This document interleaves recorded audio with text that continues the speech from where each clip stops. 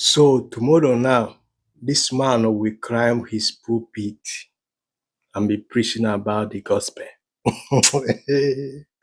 Eh, so actually never kaketa na this man na ga-agbagote na out ya with the mic onye China rụrụ bido preach belega about salvation, preach belega about holiness and godliness akwa, preach belega about not to fornicating or not to be into idolatry.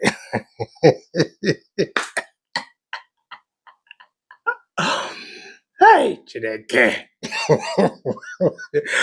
So tomorrow night be Sunday night. This man will climb his own pulpit and be preaching salvation of Christ to you. You know, labor and it, amen. Sometime I'm after that now. If only I don't have pastors in Nigeria, because I don't think in age anyoma will have go to altar. Because before we leave our name in the mecha, he was standing on a public. One money legi felegi. You go don't say you are ashamed.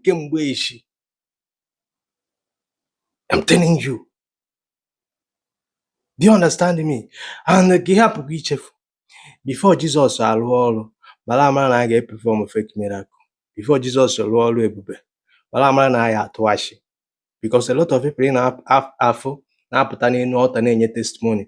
Some testimony in afụ we stage testimony. Some testimony in afụ be a lie. Do you understand what I'm saying? Before you know that Jesus made a miracle, man, is stage one. Like one after if Vajakia we made multiple miracles in many churches.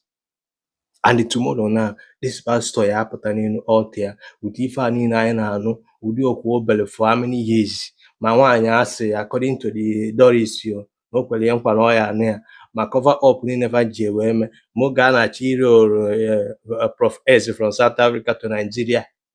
If I need an aviona, this man will come out on the pulpit, honeymoon. On all of good honeymoon up to legal queen what and preach no genede salvation. Do Jim a problem, Makachikan now. Hey, hey, hey.